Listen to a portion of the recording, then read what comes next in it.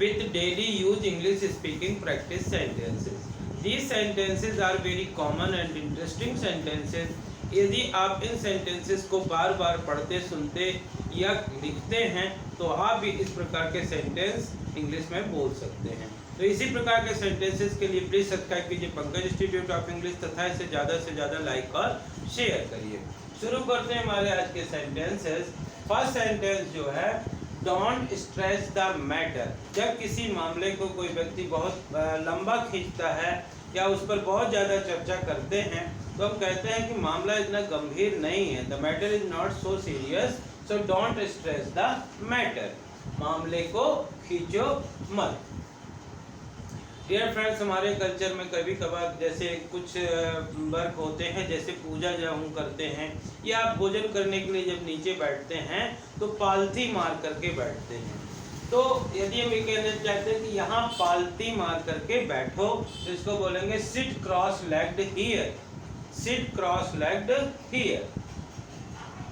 और ये हमारी ड्यूटी है कि जितना हो सके हम दूसरों की मदद करें। और यदि हम ये कहना चाहते हैं कि किसी को खतरे में मत डालो तो इसको इंग्लिश में बोलेंगे don't put anyone in danger, don't put anyone in danger. Next one है, आप जब हम किसी व्यक्ति के साथ बहुत अच्छे से बातें करते हैं, पोलाइटली बात करते हैं और वो हमसे र्यूडली बात करता है तो हम कहते हैं is this the way to behave, is this the way to behave. क्या आप इस तरह से पेश आएंगे या क्या व्यवहार करने का यही तरीका है। तो इस प्रकार से ये सेंटेंस हम यूज कर सकते हैं। कभी कभी किसी की ईमानदारी पर हमको डाउट होता है और किसी पर बिल्कुल भी डाउट नहीं होता है और हम कह सकते हैं कि I am sure for your honesty, मुझे आपकी ईमानदारी पर भरोसा है। मतलब आप ईमानदार हैं, मैं इस बात पर भरोसा करता हूँ, यकीन है।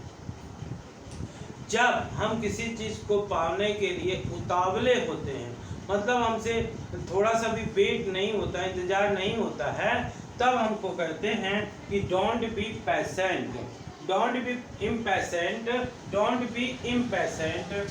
अधीर या उतावले मत बनो, मतलब किसी चीज़ का वेट करना, सब्र करना सीखिए। Bring something to the light. जब कोई चीज़ अंधेरे में रहती है, इन द डार्क में रहती है, छुपी हुई रहती है, राज रहती है, और जब हम दूसरों के सामने उसके सामने लेकर के आते हैं तो कहते हैं bring something to the light, मतलब राज खोलना या प्रकाश में लाना, किसी चीज़ को प्रकाश में लाना या सामने लाना।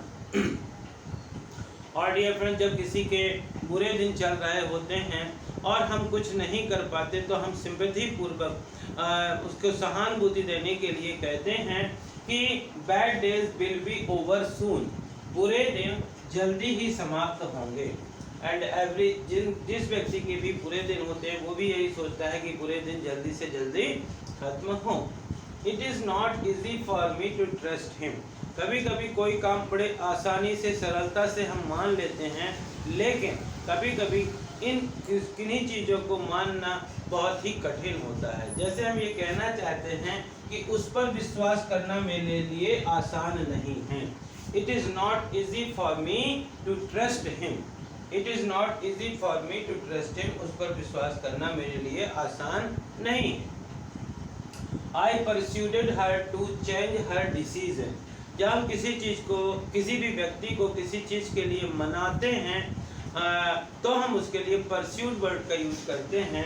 जैसे मैंने उसे अपना निर्णय बदलने के लिए मनाया।